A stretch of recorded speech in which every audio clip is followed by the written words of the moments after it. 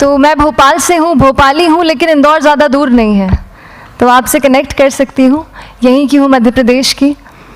सबसे पहले तो ये कहूँगी कि जैसा मैम ने बताया कि मैंने कैसे शुरुआत की, या स्कूल में थोड़ा सा दिमाग में था, तो हाँ, स्कूल में थोड़ा सा कहीं सोचा था, कहीं शायद पढ़ लिया होगा, कहीं सुन लिया होगा कि नहीं IAS ऑफिसर नाम की कोई चीज़ होती है। लेकिन तब ये भी नहीं पता था कि यार UPSC नाम की कोई एग्ज़ाम है, सिविल सर्विस एग्ज़ाम है, उससे और भी पोस्ट में आप सिलेक्ट हो सकते हैं, ऐसा कुछ नॉलेज नहीं था। जब मैं अपने कॉलेज लेवल में आई, जब कॉलेज में एडमिशन लिया, मैंने भोपाल से ही प्राइवेट इंजीनियरिंग कॉलेज से केमिकल इंजीनियरिंग किया है, और उस दौरान मुझे जब मैंने सोचना शुरुआत की कि क्या बनना है, कंटेम्पलेट किया कि एग्जैक्टली क्या करियर चाहती हूँ, तो लगा कि यार कहीं जो पुरानी ड्रीम थी, एक जो सपना था, वो अभी उसको सामने लाना चाहिए। फिर इस बारे में और पढ़ा, और तब खान स्टडी ग्रुप भोपाल में सेंटर वहाँ पे जैसे शुरू हो गया था, तो मेरा जो फाउंडेशन कोर्स है मैंने वहाँ से किया। और इस एग्ज़ाम के बारे में जो चीज़ें मुझे 1-2 साल में समझ में आई हैं, वो कुछ चीज़ें मैं आपसे शेयर करना चाहती हूँ। सबसे पहली चीज़ जो पहले जय और रचना हम दोनों बोल चुके हैं कि कंसिस्टेंसी। आप अगर दिन में, कई बार हमसे सवाल पूछते हैं कि आप कितने घंटे पढ़ाई करते हैं, तो देखिए घंटे मैटर नहीं करते। कोई 17-18 घंटे हमें नहीं पढ़ना है, उतना हम पढ़ भी नहीं सकते। एक दिन पढ़ सकते हैं, दूसरे दिन नहीं पढ़ पाएंगे।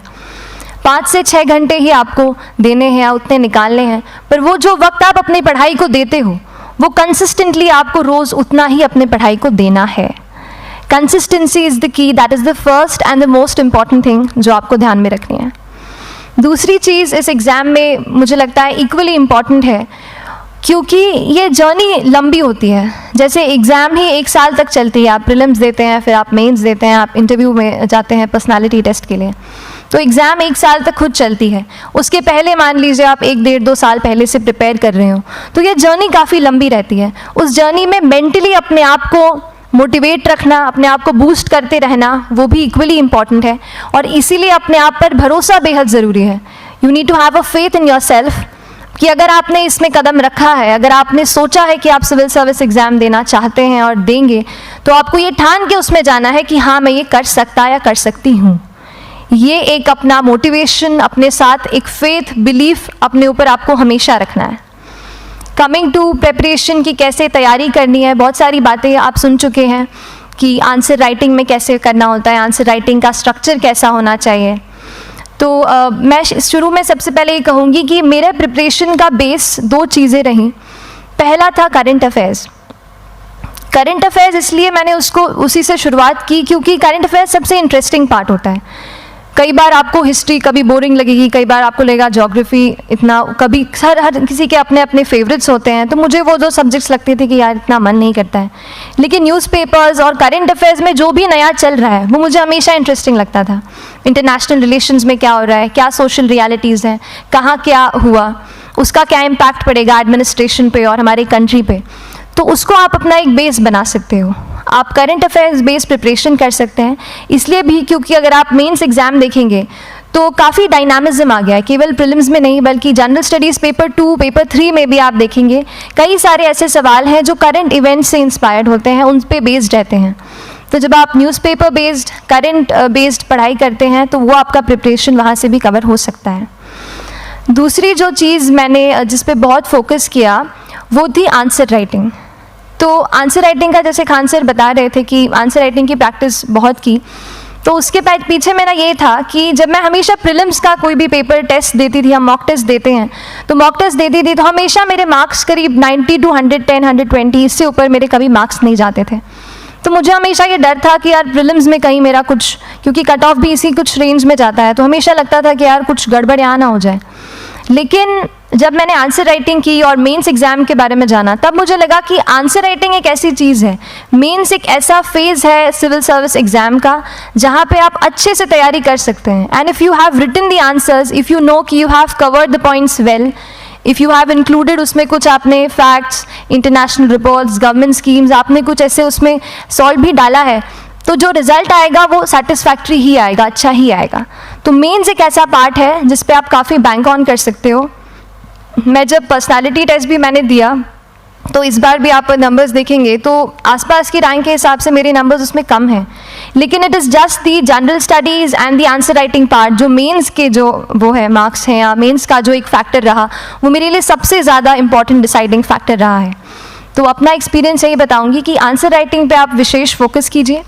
जैसा स्ट्रक्चर आपको बता ही चुके हैं कि इंट्रोडक्शन में कैसे आपको शॉर्ट रखना है, बॉडी एंड देन कंक्लूजन, उसमें छोटी चीज़ जैसे मैं अभी मेंशन कर रही थी, आप एक इंश्योर कीजिए कि देखिए जो भी एग्जामिनर आपकी कॉपी चेक कर रहे हैं वो दिन में 10, 15, 20 कॉपीज़ चेक कर रहे हैं, तो उन सब से आपको अलग कैसे आप अपनी कॉपी दिखा सकते हो, ये चीज़ आपका प्रेजेंटेशन और आप जिस तरीके से आंसर लिखते हो कंटेंट को, वो मैटर करेगा। आप इंश्योर कर सकते हैं कि आपके आंसर में कुछ फैक्ट्स, गवर्नमेंट की स्कीम्स, कुछ कमिटीज़ बैठती हैं, जैसे एक प्रिवेसी पे justice BN Shri Krishna committee की रिपोर्ट आई है, तो आप मान लीजिए आपको कोई प्रिवेसी पे सवाल आ गया तो आपने उन कमेटी का नाम कोट कर दिया। ऐसे बहुत सारी कमिटीज़ होती हैं। कुछ इंटरनेशनल रिपोर्ट्स आते हैं, वो आप उनको इनके बारे में लिख सकते हैं। इंडिया का मैप आप बना सकते हैं। मैंने सीख लिया था कि 10-15 सेकेंड्स में कैसे जल्दी से मैप बनाना है और उस पर कैसे पॉइंट कुछ करना है, कुछ लोकेट करना है। तो ये कुछ ऐसी चीज़ें हैं जो आपके आंसर्स को एनरिच करेंगी और प्रेजेंटेबल बनाएंगी। तो इस तरीके से आंसर्स पे जैसे हम क्लास करते हैं, लेकिन उसके साथ साथ आपको ये कोशिश करनी है कि 1 से 2 आंसर पर डे आपको ज़रूर लिखने ही लिखने हैं, apart from the test series that you are doing. Answer writing से 2-3 चीज़ें होती हैं, ना केवल हमारी एक लिखने का हमें समझ आता है हम क्या लिखते हैं कैसा है, पर हमारा कॉम्प्रिहेंशन भी इम्प्रूव होता है। हमें कितना समझ में आया वो भी हमें खुद समझ आता है जब हम आंसर्स लिखते हैं। और इसीलिए आंसर राइटिंग पे आप फोकस कीजिए, 1 से 2 आंसर ज़रूर लिखिए। और आंसर राइटिंग के बाद the third pillar of my preparation जो काफ़ी इंपॉर्टेंट जिसने रोल प्ले किया, that was tests and test series and mocks. देखिए हम पढ़ रहे हैं यहाँ पर, I will also come to the point कि हम कैसे दिल्ली, भोपाल और इंदौर में प्रिपेयर करके बिना दिल्ली जाए हम कैसे कर सकते हैं, I will come to that point. पर उसके पहले टेस्ट की थोड़ी बात कर लेती हूँ कि टेस्ट देना क्यों ज़रूरी है। हम ये जो एग्ज़ाम दे रहे हैं सिविल सर्विस की, ये एक ऑल इंडिया लेवल एग्ज़ाम है and this cut throat competition. तो उसके लिए आप केवल पढ़ते रहें, सारी बुक्स, मटेरियल्स, स्टैंडर्ड ये करंट का सब पढ़ लें, लेकिन अगर आप ये नहीं जज कर पाए कि आपका क्या लेवल है at an all India level, तो चीज़ें समझ में आप नहीं, मतलब आप आगे नहीं बढ़ पाएंगे या सही डायरेक्शन नहीं पकड़ पाएंगे। तो इसलिए आप टेस्ट से घबराइए मत। कई बार टेस्ट का इनर्शिया होता है, ऐसे लगता है कि जब तक पूरा सिलेबस कंप्लीट नहीं कर लूँ तब तक टेस्ट नहीं दूंगा, लेकिन सच में बात ये होती है कि जब तक हम GS के मतलब पेपर देने अंदर भी घुसते हैं ना, तब भी उस सेकंड पे लग रहा होता है कि कुछ छूट गया है हमारा। तो ये चीज़ होगी ही, इसीलिए ये मैं कभी मत सोचिए कि जब तक पूरा सिलेबस नहीं कर लूँ टेस्ट नहीं दूंगा। जैसे आपका एक थोड़ा बेस बन जाता है प्रिपरेशन का, आप टेस्ट दीजिए, चाहे वो प्रीलिम्स का MCQ का टेस्ट हो या मेंस का राइटिंग स्किल की प्रैक्टिस हो, टेस्ट पे आप फोकस कीजिए। उसके बाद टेस्ट केवल देने के लिए नहीं देना है, उसको एनालाइज भी अच्छे से करना है। When you get the answer hints, when you get the answer keys, analyse properly कि आपकी क्या गलती हुई है और उससे भी सीखने की कोशिश कीजिए कि क्या कुछ नया मुझे इस टेस्ट पेपर से या इस आंसर कॉपी से मिल सकता है। तो इस तरह से टेस्ट पे भी आप फोकस कीजिए। And I will come lastly to the point कि जब मैंने प्रिपरेशन शुरू की थी अपने कॉलेज के 2nd ईयर 3rd ईयर आते आते, तो मन में बहुत सारे फियर्स थे। मैं भी एक नॉर्मल फैमिली से हूँ, मेरे फैमिली में किसी ने आज तक सिविल सर्विस का पेपर भी नहीं लिखा था, तो मन में बहुत सारे फियर्स थे, डाउट्स थे, क्या होगा, कैसे होगा। तो हो सकता है आपके मन में भी ऐसा हो। और हम जैसे यहाँ रहते हैं, हम सोचते हैं कि दिल्ली जाना तो सबसे ज़रूरी है, उसके बिना तो ये एग्ज़ाम हो ही नहीं सकती। तो उस पर मैं एक चीज़ बताना चाहूँगी कि जैसे KSG जैसे इंस्टीट्यूट हैं, जो फैकल्टी भी हमें वही मिलती है जो दिल्ली में पढ़ा रहे हैं, तो ये एक बहुत पॉजिटिव पॉइंट है कि क्वालिटी का कोई दिक्कत नहीं आएगी। बस एक चीज़ है, आप ज्वाइन करते हैं class, that will only provide you a direction. वो आपका रास्ता दिखा सकते हैं आपको कि इस रास्ते पर आपको चलना है, लेकिन चलना उस रास्ते पे आपको खुद है। You have to work on your own. कभी ये मत सोचे कि मैं वहाँ नहीं जा पा रहा हूँ तो नहीं हो सकता, यहाँ है, तो हम एक्सक्यूज़ेस बनाते हैं। कई बार चैलेंजेस आते हैं।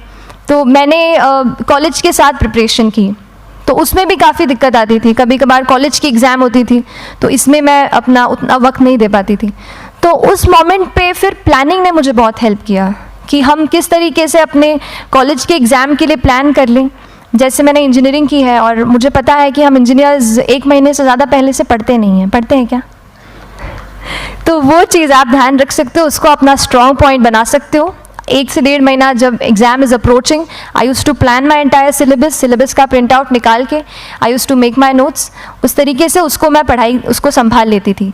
तो whenever you are managing those things together, focus on planning, किस तरीके से आप एक माइक्रो प्लान बनाएं, अपना डेली एक प्लान बनाएं, वीकली टारगेट सेट करें और एक ब्रॉड विजन दिमाग में रखें कि ब्रॉडली आप मंथ्स में क्या कवर करने वाले हैं। अगर आप प्लानिंग अच्छे से करते हैं तो ज़्यादातर पोर्शन आपका वहीं से कवर हो जाता है, और जब आप टारगेट्स बनाते हैं, उनको टिक करते हैं, तो एक सेंस ऑफ कंप्लीशन भी आपको मिलता है कि yes I am on the right path और मैं सही जा रहा हूँ या जा रही हूँ। तो इस तरीके से प्लानिंग पे भी इक्वली फोकस कीजिए। एंड बस यही सिंगल बिगेस्ट मैसेज मेरी तरफ से यही रहेगा कि आपने अगर ठान लिया है, अगर आप सोचते हैं कि आप ये एग्ज़ाम क्रैक कर सकते हैं, तो आपको रोकने वाला और कोई नहीं, आप खुद ही हो सकते हैं। तो खुद आप अपनी रुकावट कभी मत बनिए, एक्सक्यूज़ेस मत बनाइए। ऑब्स्टिकल ज़रूर आएंगे, उन्हें आपको चैलेंज करना है। Challenges are meant to be challenged. तो सही तरीके से अपने ऑब्स्टिकल्स को हैंडल कीजिए, और इस एग्ज़ाम में अगर आप सही स्ट्रैटेजी रखते हैं तो आप अपने एक अटैम्प्ट में ही इसको क्रैक कर सकते हैं। एंड एनीवेज आप जो भी अटैम्प्ट नेक्स्ट रखते हैं, दिल में यही रखिएगा कि जो ये मेरा नेक्स्ट अटैम्प्ट होने वाला है, ये मेरा बेस्ट अटैम्प्ट होने वाला है। कभी भी इस एग्ज़ाम को हाफ हार्टेडली मत दीजिए कि चलो दे के देखता हूँ कैसा है पैटर्न का एग्ज़ाम का। अगर एग्ज़ाम का पैटर्न देखना है ना, तो घर पे 3 घंटा टाइम लगा के एग्ज़ाम दे दो, बस केवल पैटर्न देखने के लिए एग्ज़ाम अटैम्प्ट मत कीजिए। जब आप एग्जामिनेशन हॉल में जा रहे हैं या कोई अटैम्प्ट आपने सेट किया है, तो अपना सब कुछ उस एग्ज़ाम को दीजिए, अपना टाइम, एनर्जी, फोकस, जितना भी करेक्ट आप उसमें पॉजिटिविटी डाल सकते हैं उसको दीजिए, एंड पूरी तैयारी के साथ ही इस पेपर को दीजिए, and I am sure that you will succeed. So till then, all the very best to you and good luck. Thank you so much.